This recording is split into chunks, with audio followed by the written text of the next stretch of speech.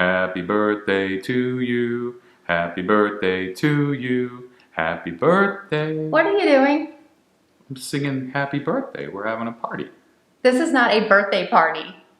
It's not? No, this is a pity party. Oh.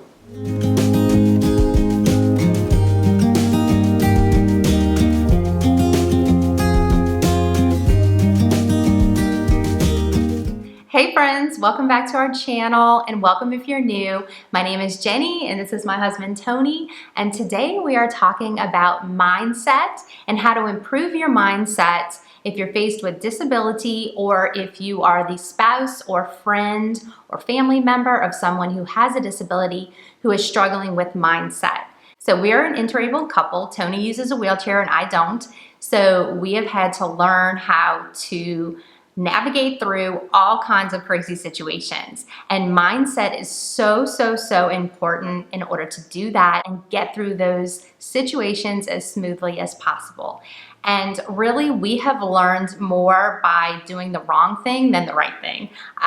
So we're gonna go ahead and share some of that with you guys, all the mistakes we made and everything we've learned in regards to this topic. So I'm gonna start by just talking about the first thing not to do, and that is to have a pity party. So I am the queen of pity parties. I will admit that. Tony is the one with the disability, but I'm the one that struggles with pity parties.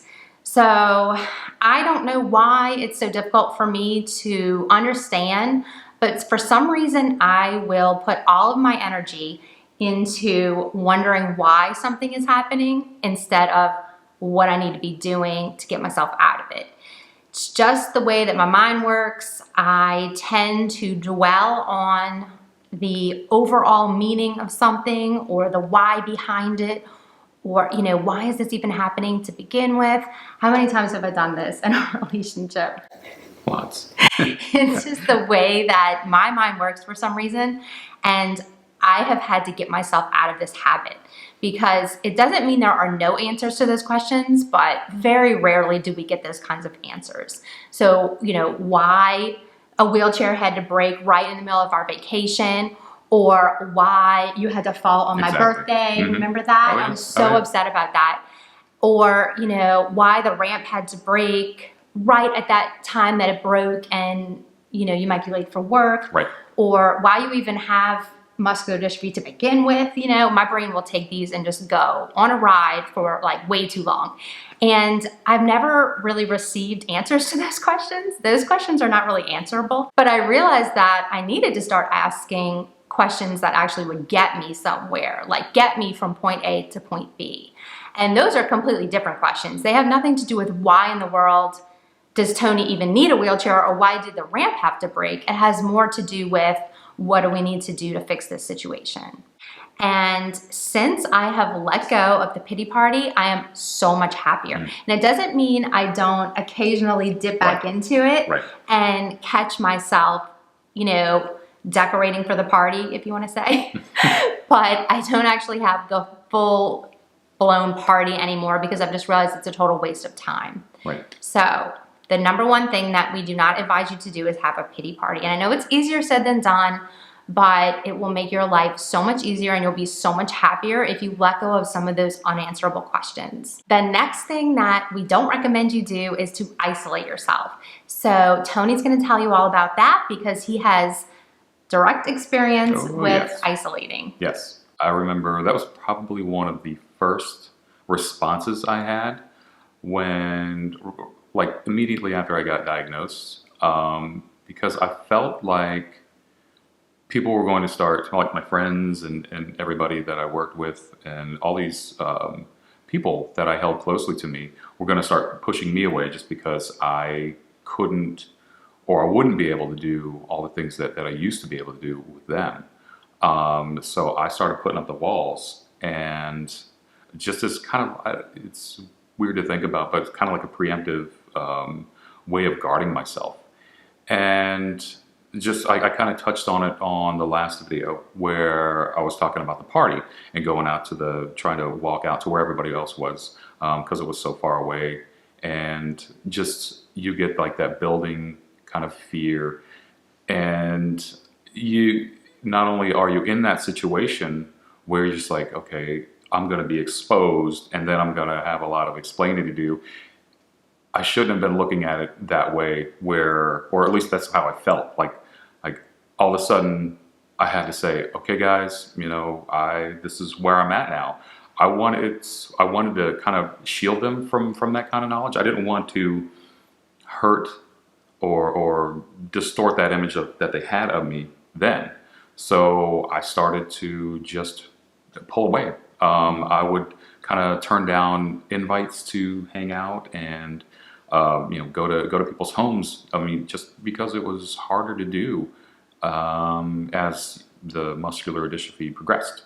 So not only did I do that, that kind of led into like a deeper isolation where, like I told you, it was just I ended up kind of shutting myself in my house for 8 months, and I had like really close friends coming over, and they had already known, but it's still a weird place to be mentally, where you just start to remove yourself from all these situations. You just automatically say, nope, I can't do it. Nope, I won't do it. Eventually I realized that it was more important to have all my friends back in my life. So one of the things that I don't recommend doing is building walls. And another thing that I don't recommend is negativity. So Jen's going to speak a little bit more about that. Okay, yes, I am the queen of negativity as well as the queen of pity party. So negative thinking is definitely a no-go. I would say for anybody, obviously, but when you're faced with a disability or a spouse with a disability or a friend or family member, it's just really important that we use positive language. I really think that that is one way that we actually create our realities, is just with positive language. So we focus on our blessings, we focus on what we're grateful for and how it always can be worse. And then we find a way to find the good in each situation. So that can be really difficult when you're faced with some incredibly challenging situations. I feel like my life with Tony, since I've joined in with a person with a disability, there's been some heartbreaking situations and things that no one should ever have to go through. And that has just awakened me to the fact that, when you're faced with these really bad situations that are just terrible, heartbreaking, disappointing, to say the least, it is even more important to latch onto the positive and focus on the positive and figure out a way to see something good in it.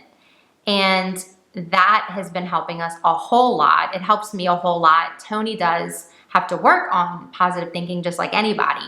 But I feel like for me, it's a little bit more of an uphill battle. I tend to be a little bit more critical in nature, and I will find, fault in everything. And I will say, well, this could be better. So I really wish it was better. And it's not really a great way to handle reality, and you're faced with a situation and then you're just picking apart everything that could be better about it. You're going to feel pretty discontented and you're going to feel pretty disappointed by it. But if you're looking at it and seeing, well, I like this about it, and I like this about it, and this definitely could have been worse, so I'm really glad that this happened. It's just a much better way to approach a hardship, and it'll make you feel a whole lot happier being in it, I think, and it has for me. But I remember sitting in therapy one day, and my therapist was talking about how she wanted to challenge me to say like 3 sentences in a row using only positive words. And I remember thinking that not only would that be difficult for me to do, but that it seemed pointless. Honestly, it just seemed pointless to string together just positive words when reality is not really like that. Life is not always positive, and really bad things can happen, and sad things can happen, and tragedies happen. And it just made me feel like that's not correct. That's not how reality is, so why are we trying to paint reality in only positive words when that's not how it is? And so I kind of fought her on that, and we were just kind of going back and forth. And then she said, just try it and start a gratitude journal and just write out positive things every day. You're only allowed to write positive things in the journal, and just do that for 1 week and just see what happens. And again, I was very skeptical because to me that is not reality. But the thing is that it actually does work, because when you write down the positive, you're just putting so much energy and focus into what is going right that you actually are able to see more that's going right. So it was hard for me to find the positive before I started doing that. And now it's very easy for me to find the positive, a lot easier than it used to be. So it is a skill and a practice to actually learn how to find the positive. It's not that all of a sudden reality is different. It's that you become really good at finding the positive, and then that sends positive messages to your brain and you actually feel better. So that is definitely one thing we recommend. Don't do negative thinking, try to do positive thinking. So now we're going to share with you some of the things that we do like to focus on, as well as positive thinking. There's a couple of other things that we do like to focus on that helps us get through difficult situations. So Tony's going to talk to you about problem solving. All right, so yeah, with problem solving, if you think about it, it's actually the opposite of having a pity party, because you're in the situation and instead of feeling bad for yourself, what are you going to do? The only way to get out of it is to stop, think, and say, okay, what do we have here in front of us? How do we get past this? So that's when you get together. In Jen and I's situation, we put our heads together and we truly are like kind of become like this dynamic duo of sorts where, okay, we're like, okay, let's get through this. It could be anything from like a fall that I've had. When Jen talked about the ramp breaking, you know, these are all kinds of situations where if you just take a step back, breathe, that's the most important thing, and just say, okay, what are we going to do? Together, what are we going to do? You used to have to do a lot of problem solving by yourself. Yes. Like he even invented a contraption that would pull his pants up when he... We're going to talk about that. Do you want to talk about that? The pants puller upper. This was a brilliant invention, but this is when you were figuring out things all by yourself. Tell them about that. Yes. So with FSH, this particular problem involved the difficulty in bending down. This is in bending down and pulling my pants up. This is a really cool invention. Something so simple. So I had concocted this idea. I even made a 3D animation to demonstrate it. This is how he won me over when we were figuring out, you know, getting to know each other, seeing if we wanted to date each other. He was showing me his 3D model of this invention of the pants puller upper. So needless to say, I was very impressed, and you definitely won me over. Wow. So it's this bar that I came up with. It had like a couple of S hooks on there, some ropes, and you would actually, how I had it worked out in my mind is that you would take the bar and spread it, or, you know, pull it apart, and the act of doing it, was going to pull your pants up. Thus, no more having to bend over to pull your pants up. Wait, I don't want to laugh that much in it. No, you should laugh that. No, say that part again. about the whole, how it works? Yeah. Okay. So the idea behind the pants puller upper was that it had, there was a bar, some rope, and a couple of hooks. And the hooks would go into the belt loops, and you would pull the bar apart. I don't know if I'm explaining this right, but you would pull the bar apart, the ropes would make the pants come up. So without the 3D animation, it was actually, you describe it in a funny way, but it is actually really cool invention. Another one was the glove. That was another really cool invention. Yeah. That one we did get to make. We actually made a version of it so that he could use it, and it worked. So the glove came about because I might need to use your hand. Sure. So if you hold your hand up and kind of show them like how my hand works now, where I can't extend my fingers all the way.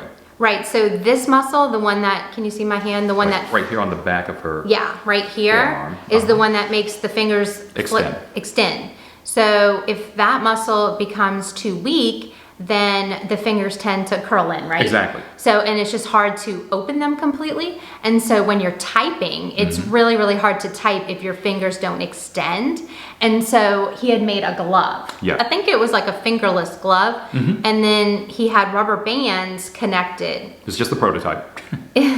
But it was cool. It had like rubber bands connected here, and then you had like a connector right here, and they would connect to the rubber bands, and you can tighten them. And as you tighten the rubber bands, it pulled back the fingers. Right. Right. Right. And it kept his hand extended while he typed. Yeah. But the rubber bands were elastic enough to where he could curl in a little bit to type and then extend. And so, you know, they weren't so constricting. Correct. The rubber bands were at a certain tension.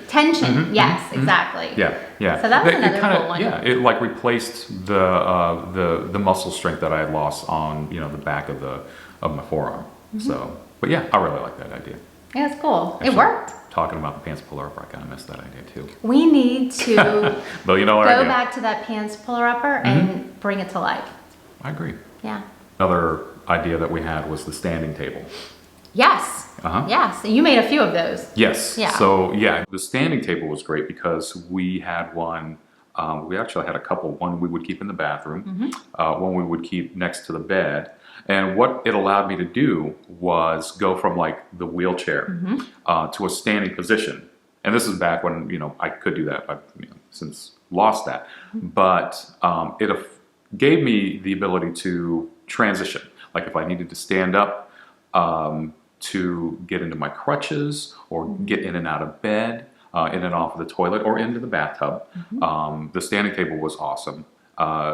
It gave me that ability back.